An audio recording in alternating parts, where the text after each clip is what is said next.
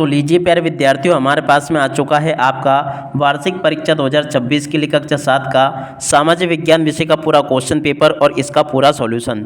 जी हाँ प्यारे बच्चों, यहाँ पर मैं आपको पूरा का पूरा क्वेश्चन पेपर विद सॉल्यूशन के साथ में बताने वाला हूँ। एक भी क्वेश्चन का आंसर प्यारे बच्चों यहाँ से आपका मिस नहीं होगा। तो चलो जल्दी से हम वीडियो में आगे बढ़ते हैं, देखते हैं समझते हैं कि वार्षिक परीक्षा 2026 के लिए कक्षा 7 का आपका सामाजिक विज्ञान विषय का पेपर परीक्षाओं में देखने को कैसा मिलेगा। टोटली प्यारे बच्चों में यहाँ पर आपको ए टू जेड सभी के सभी क्वेश्चन और उन सभी क्वेश्चन के उत्तर बताने वाला हूँ। ऐसा पेपर प्यारे बच्चों आपका परीक्षाओं में आएगा। वार्षिक परीक्षा 2026 कक्षा 7 का ये सामाजिक विज्ञान विषय का पेपर है और जैसा पेपर प्यारे बच्चों मैं आपको बताऊंगा ना, ठीक वैसा का वैसे पेपर आपका परीक्षाओं में आएगा।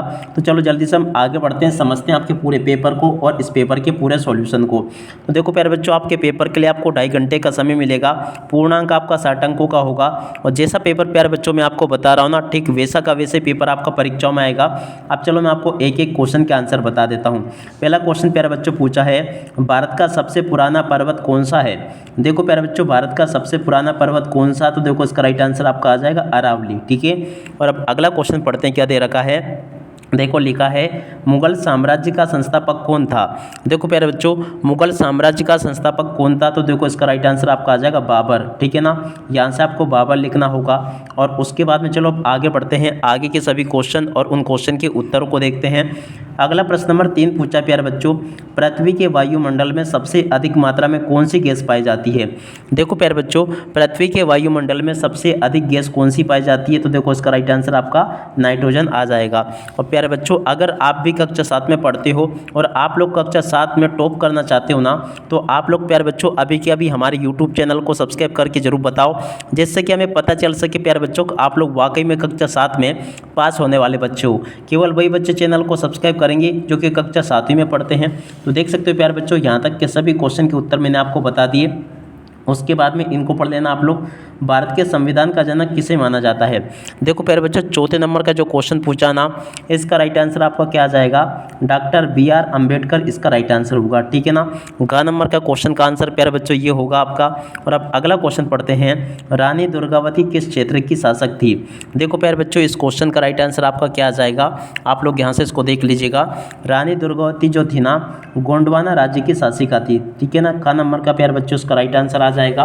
तो देख सकते हो इस प्रकार से मैंने आपको यहाँ तक के सभी क्वेश्चन और उन क्वेश्चन के उत्तर बता दिए अच्छे से। अब इसके बाद में चलो अपन आगे के क्वेश्चन और उन क्वेश्चन के उत्तरों को देखते हैं। यहाँ पर प्यारे बच्चों क्वेश्चन पूछे थे, रिक्त स्थानों की पूर्ति कीजिए। प्रश्न नंबर 6 से लेकर 10 तक के क्वेश्चन पूछे हैं। तो चलो प्यारे बच्चों मैं आपको एक एक क्वेश्चन के उत्तर बताता हूँ।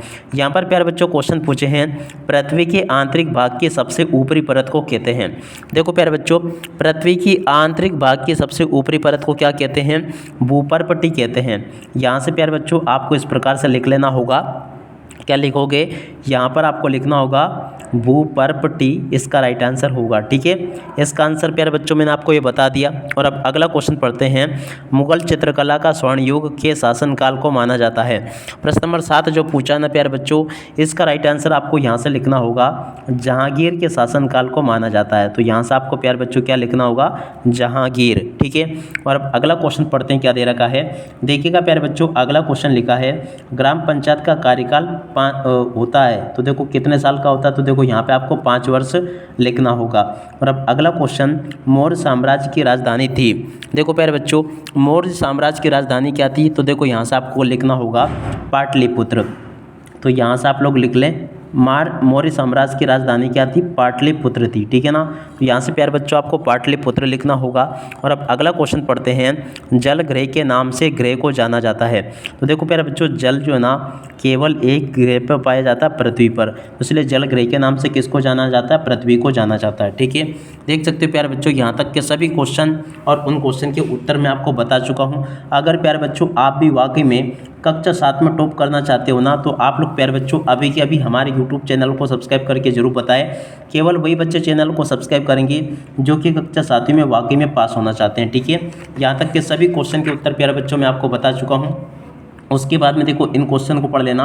निम्नलिखित प्रश्नों के उत्तर 1 से 2 वाक्यों में दीजिए। प्रत्येक प्रश्न के लिए 2 अंक निर्धारित है।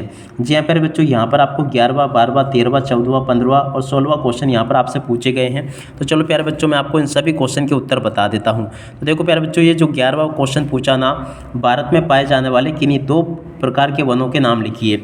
देखो प्यारे बच्चों, इसका राइट आंसर क्या आ जाएगा, भारत में पाए जाने वाले किन्हीं 2 प्रकार के वनों के नाम क्या क्या है, उष्ण कटिबंधीय पर्णपाती वन और उष्ण कटिबंधीय सदाबहार वन। ठीक है ना, इस क्वेश्चन के उत्तर को यहाँ से देख लेना। और अब अगला क्वेश्चन मैं आपको बताता हूँ क्या लिखा है, देख कर जाइएगा। पानीपत का प्रथम युद्ध कब और किसके बीच हुआ था? प्रश्न नंबर 12 जो पूछा ना प्यारे बच्चों, इस क्वेश्चन के उत्तर को यहाँ से देख लेना।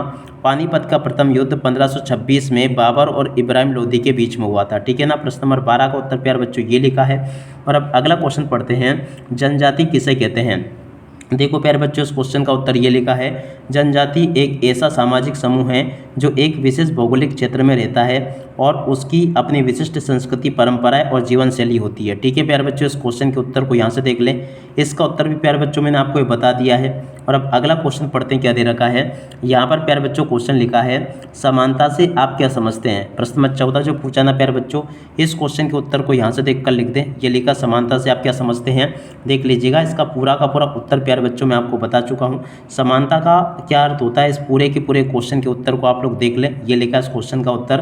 और अब अगला क्वेश्चन पढ़ते हैं क्या दे रखा है। प्रश्न नंबर 15, ग्लोब क्या है? जी हाँ प्यारे बच्चों, ग्लोब किसे कहते हैं, इस क्वेश्चन के उत्तर को यहाँ से देख लीजिएगा। प्रश्न नंबर 15 का प्यारे बच्चों मैंने आपको पूरा का पूरा ये उत्तर अच्छे से बता दिया। ठीक है, और इसके बाद में देखो आगे बढ़ते हैं। अगला क्वेश्चन, सल्तनत काल से एकता क्या थी? देखो प्यारे बच्चों, इस क्वेश्चन के उत्तर को यहाँ से देख लो। ये पूरा का पूरा आप लोग इस क्वेश्चन के उत्तर को देख लें और पूरा का पूरा इसको समझ लेना। प्रश्न नंबर 16 के सभी क्वेश्चन के उत्तर प्यारे बच्चों मैंने आपको बता दिए हैं। अब चलो इसके बाद में हम आगे बढ़ते हैं। यहाँ पर प्यारे बच्चों आपको लघुत्तरीय प्रश्न पूछे जाएंगे 17 से लेकर 22 तक के। अब देखो 17वां क्वेश्चन दे रखा है, पर्यावरण के मुख्य घटक कौन कौन से, संक्षेप में समझाइए। तो देखो प्यारे बच्चों, पर्यावरण के मुख्य घटक कौन कौन से यहाँ से आपको समझा देना है। देख सकते हो क्या लिखा है, देखो यहाँ पर जैव घटक और अजैव घटक। ठीक है ना, ऐसे आप लोग इसको देख लें और पूरा का पूरा क्वेश्चन का उत्तर को याद कर लेना। और अब अगला क्वेश्चन, राजपूतों के उदय के प्रमुख कारण क्या थे? प्रश्न नंबर 18 जो पूछा ना प्यारे बच्चों, इस क्वेश्चन के उत्तर को यहाँ से देख लेना। ये पूरा का पूरा क्वेश्चन और उस क्वेश्चन का उत्तर प्यारे बच्चों मैंने आपको बता दिया। उम्मीद करता हूँ कि आपको अच्छे से समझ में जरूर आ गया होगा।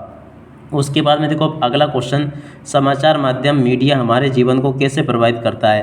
प्रश्न नंबर 19 जो पूछा ना प्यारे बच्चों, उस क्वेश्चन के उत्तर को यहाँ से देख लें। ये पूरा का पूरा प्यारे बच्चों आपको प्रश्न नंबर 19 का उत्तर दे रखा है। ठीक है, आप लोग इसको देख लें और पूरा का पूरा इसको समझ लेना। यहाँ तक के सभी क्वेश्चन और उन क्वेश्चन के उत्तर मैंने आपको बता दिए। और अब अगला क्वेश्चन पढ़ते हैं क्या दे रखा है। प्रश्न नंबर 20, मौसम और जलवायु में अंतर लिखिए। प्रश्न नंबर 20 जो पूछा ना प्यारे बच्चों, इस क्वेश्चन के उत्तर को यहाँ से देख लेना।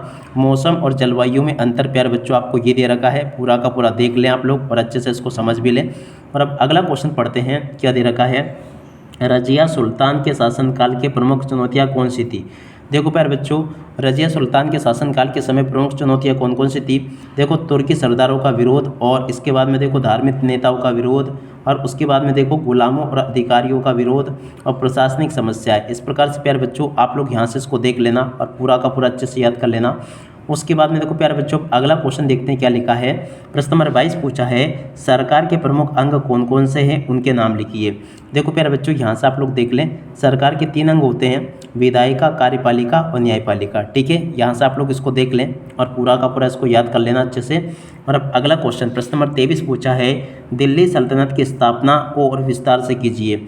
देखो प्यारे बच्चों दिल्ली सल्तनत की स्थापना कैसे हुई, इस क्वेश्चन के उत्तर को यहाँ से देख कर लिख देना पूरा का पूरा। 24वें क्वेश्चन को पढ़ते हैं। देखो 24वां क्वेश्चन पूछा है, लोकतंत्र में लोगों की भागीदारी कैसे सुनिश्चित होती है। प्रश्न नंबर 24 जो पूछा ना प्यारे बच्चों, इस क्वेश्चन के उत्तर को यहाँ से देख लो, ये लिखा पूरा का पूरा। और उसके बाद में देखो 25वें क्वेश्चन को पढ़ते हैं, जल चक्र का नामांकित चित्र बनाकर उसके विभिन्न चरणों को समझाइए। प्रश्न नंबर 25 जो पूछा ना प्यारे बच्चों, देख सकते हो 25वें क्वेश्चन का उत्तर ये दे रखा है, आप लोग देख लीजिएगा इसको। यहाँ तक के सभी क्वेश्चन और उन क्वेश्चन के उत्तर मैंने आपको बता दिए हैं। और अब अगला क्वेश्चन पढ़ते हैं प्रश्न नंबर 26, भारतीय संविधान की प्रमुख विशेषता क्या है, विस्तार से लिखिए। प्रश्न नंबर 26 के उत्तर को यहाँ से देख ले प्यारे बच्चों, ये पूरा का पूरा उत्तर और इस क्वेश्चन के उत्तर को मैंने आपको बता दिया। उम्मीद करता हूँ कि प्यारे बच्चों आपके पूरा का पूरा पेपर अच्छे से समझ में आ गया होगा। और जैसा पेपर प्यारे बच्चों मैंने आपको बताया ना, ठीक वैसा का वैसे पेपर आपको परीक्षाओं में देखने को मिलेगा। एक भी क्वेश्चन का आंसर प्यारे बच्चों यहाँ से आपका मिस नहीं होगा। अब इसी के साथ में प्यारे बच्चों इस वीडियो को यहीं पर पूरा करते हैं। नमस्कार, जय हिंद, जय भारत।